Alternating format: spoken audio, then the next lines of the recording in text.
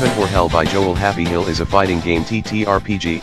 Yes, you hear that right, Heaven or Hell is a TTRPG that brings the world of fighting game onto the world of pen and paper and spreadsheet. To play the game, you need a whole bunch of dices, and 2 people, that's it. Honestly, this game plays more like a really advanced form of chess with a story attached to it, but that's kinda like most fighting game, isn't it? What's the setting for Heaven or Hell? Well, you are literally in hell. You don't like it here, punch your way out or something, but honestly you could really just make up whatever story and setting you want. The fight is what's important, kinda like how all of Guilty Gear is really just a rock music album with a fighting game and story attached to it, and good god, it really is one hell of an album. So, how do you play the game? Well, all fights start on a single row of zones, 7 of them, with Zone 4 at the center, and by default, the players will be placed in Zone 2 and 6 separately. Each turn is also separated into multiple phases, starting with Decision Phase, where players secretly pick a side of the D10 technique dice to choose a technique for said turn, as each character can be equipped with 10 techniques, 6 of which are universal ones just like in most if not all fighting games like Light Attack, Heavy Attack, Grapple, Guard, Move Back, and Move Forward. The other 4 comes from your archetypes, and I will talk about that later. Reveal Phase is, well, where the players reveal their techniques, and there are effects that triggers on this phase, which can be important because in the next phase, Void Phase, your technique might get outright voided, meaning they are ineffective and get cast out for the turn. There's a rock paper scissor mechanic involved here, except it's the 3 types of techniques: attack, defense, and utility. Attacks void utility, defenses void attack, and utility void defenses. There's more mechanic than that, but that's essentially the basis. This is basically simulating what could happen in a fighting game, as fighting game isn't just about spamming attack, it's about guessing what your opponent might do and predict it to avoid or cancel it rapidly. In a way, fighting game is just like real-time strategy. The strategy is how fast your opponent's face can meet your fist. Next there's Action Phase, the phase where the player's technique get resolved and inflict their effect, and just like in fighting game, you can potentially chain up other techniques with combo or link tag to deal even more effects or damage, and usually, after this is resolved, this is where the turn ends and everything starts over again. But if someone's hope has reduced to 0, Break Phase begins. Hope is, you could say it's the power meter equivalent, a resource used to amplify your attack, or activate powerful technique and more, but it's also more than that. Hope represents all forms of advantage, and even if you are not spending it, you could potentially gain benefits from it, such as if both players choose to attack, the player with lower hope could potentially get their attack voided. But the player with lower hope also probably used their hope on powerful technique that they just used to punch your face in, so who to say who's at a bad spot? However, you also don't want to bring your hope all the way down to 0, as when you break, you are giving your opponent a free shot in, and that sucks. Afterward, both players are reset back to 5 hopes, which is the starting default number both players get when starting a fight. However, there's another way to both block an attack immediately and reset your hope back to 5, Flash Parry, a move you can use right as your opponent announces an attack to cause both of you to clash, a mechanic that occurs when technique clashes, voiding them and also pushing the characters back, as well as resetting both of the characters' hope to 5. There's other ways to clash too, like using same attack technique or using attack while both users having same hope value. There's even a technique tag to intentionally clash with your opponent to reduce their hope.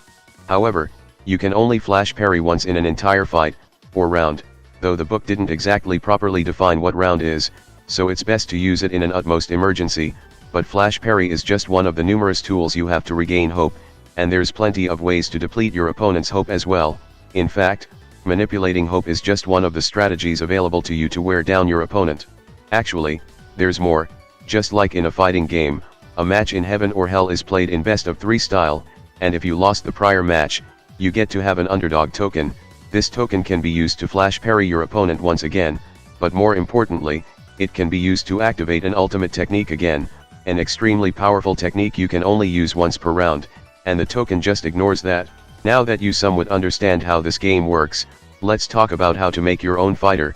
The most important thing about making your own fighters is choosing the archetypes, of which the game has 10.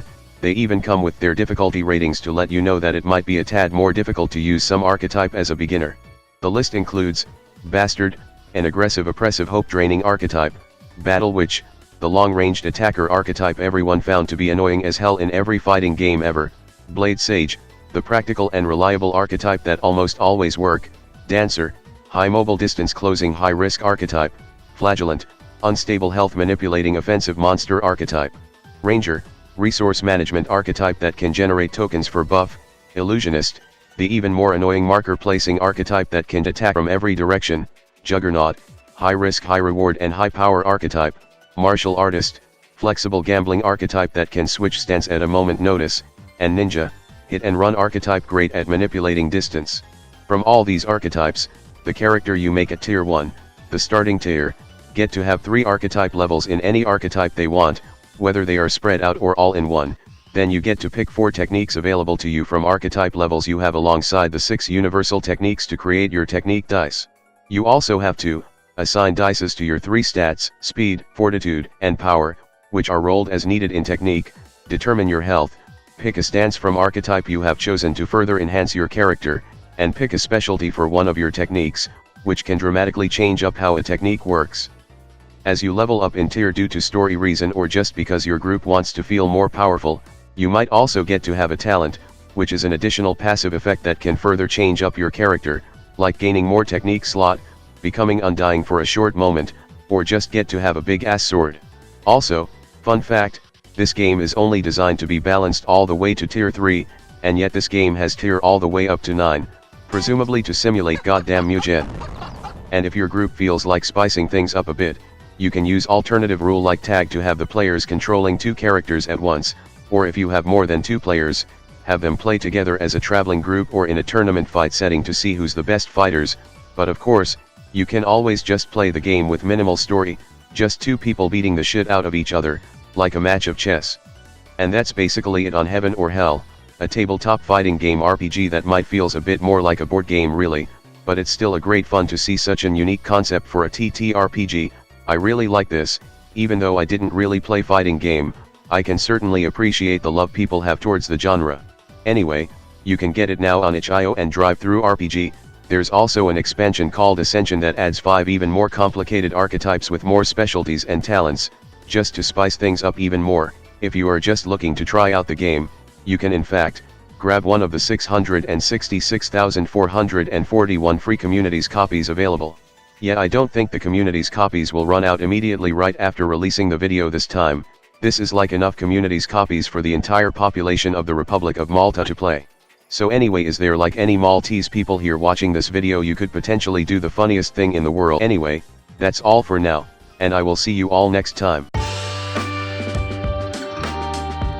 Hello there, if you like this video, please subscribe to my channel and click that notification bell button. If you really want to support my channel, you could visit my Patreon page, or buy me some coffee, links in the description. Anyway, have a nice day.